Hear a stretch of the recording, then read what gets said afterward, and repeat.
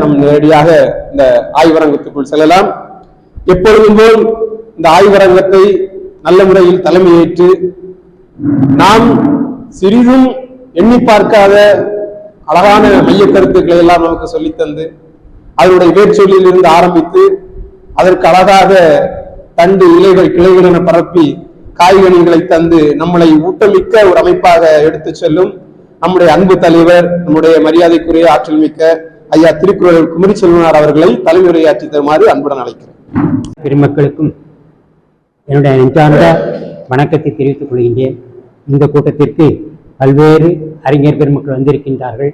எனவே என்னுடைய தலைமை உரையை ஒரு சில சொற்களில் முடித்துவிட்டு ஐயா அவர்களுக்கு வழிவிட்டு அவருடைய பேச்சை கேட்பதற்கு நான் ஆர்வமாக இருக்கேன் என்று கூறி,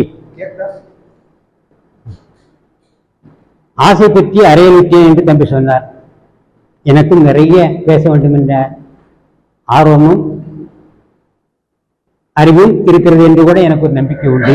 ஆனால் மிக பெரிய பேரறிஞர்கள் வந்திருக்கின்ற போது பேச்சு என்னும் கிளி பெரும்பூனை அந்த கால் கீச்சு கீச்சு என்னும் கிளி என்று சொல்வார்கள். பேசு சொல்லுவாங்க.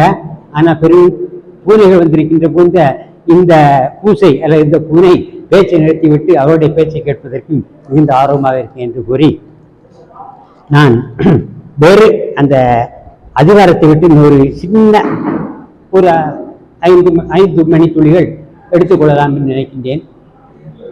அருமை நண்பர்களே, அருமை பெரியவர்களே, இன்று குடியரசு நாள். குடியரசு நாளுக்கு தம்பி வாழ்த்து சொல்வார் நினைத்தேன். அவர் நினைவுபடுத்த விட்டுட்டார். அதனால எல்லாரும் குடியரசு நாள் வாழ்த்துக்களை தெரிவித்துக் கொள்கிறேன். சங்க இலக்கியத்திலே ஒரு பாடல், இந்த பாடல் முன்னாடியும் பின்னாடியும் நினைவில்லை, ஒரு அடி மட்டும் நினைக்கிறது. கொங்கு பொங்கு கோதையே என்று சொல்வார்கள் இல்லையா? அதுபோல கொங்கு என்பதற்கு வேறு பொருள் இருந்தாலும் கூட என் நெஞ்சு பொங்கி வழிகிறது என்கின்ற ஒரு கருத்தை மட்டும் சொல்லிக் கொள்கிறேன். ஏனென்று உங்களுக்கு பெரும்பாலாருக்கு புரிந்து கொண்டிருக்கிறோம்.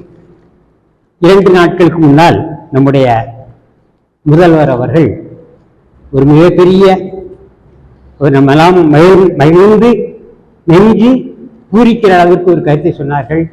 உலகத்தின் முதல் மொழி தமிழ். அந்த தமிழ் உலகத்து நாகரிகத்தை கொடுத்த இரும்பு கண்டுபிடித்த தமிழ்நாடு என்றெல்லாம் தன்னுடைய கருத்தை சொன்னார்கள்.